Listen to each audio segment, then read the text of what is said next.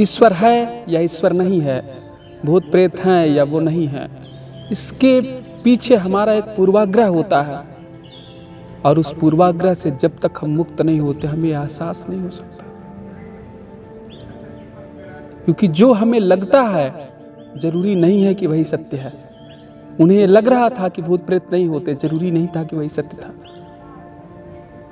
और मैं कह देना चाहूंगा कि वो मेरी कही गई कथा उनको काल्पनिक थी। और आप सोचिए, जिस व्यक्ति को कल्पनाएं डरा सकती हैं उसका विश्वास कितना डिगा हुआ रहता है। व्यक्ति इसलिए ईश्वर को स्वीकार नहीं करता क्योंकि वो ईश्वर में आस्था रखता है।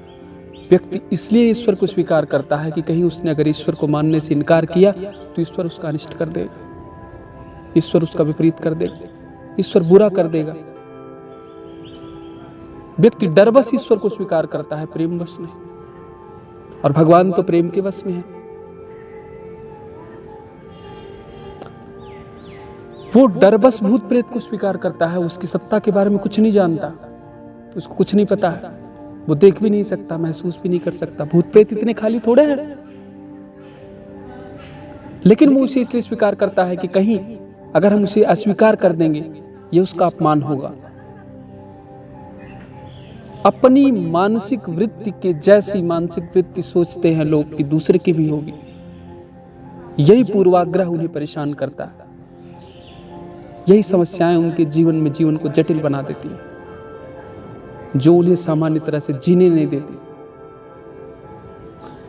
ईश्वर है या नहीं है, ये सवाल सिर्फ मानसिक नहीं है, ये सवाल आध्यात्मिक है। ईश्वर अगम्य है, ईश्वर अगोचर है, ईश्वर को जाना नहीं जा सकता। रहीमदास ने कहा कि जो जान गया ईश्वर को वो कह नहीं सकता, और जो कह रहा है वो जान नहीं पाया है। क्योंकि जो जान गया उसको कहा नहीं जा सकता। हम चम्मच से सागर के पानी को नहीं नाप सकते कि कितने चम्मच पानी होगा। हमारे शब्द बहुत छोटे हैं, उस छोटे से शब्द में हम ईश्वर की शक्तियां, ईश्वर के संसार का वर्णन नहीं कर सकते। ये तो एक हमारे अभिव्यक्ति का छोटा सा हिस्सा है।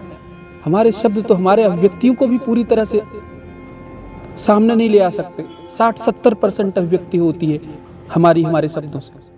हमारी जो अनुभूतियां हैं उसका 60% ही हम अभिव्यक्त कर पाते हैं अपने शब्दों से। फिर उस ईश्वर को कैसे हम अभिव्यक्त कर पाएंगे?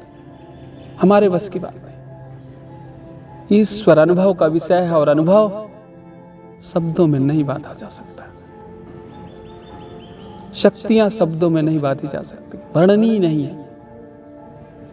ईश्वर अगम्य है, ईश्वर अगोचर है। अगर आपको हमारी प्रस्तुति अच्छी लगी हो, आप हमारे चैनल को लाइक, शेयर, सब्सक्राइब करिए।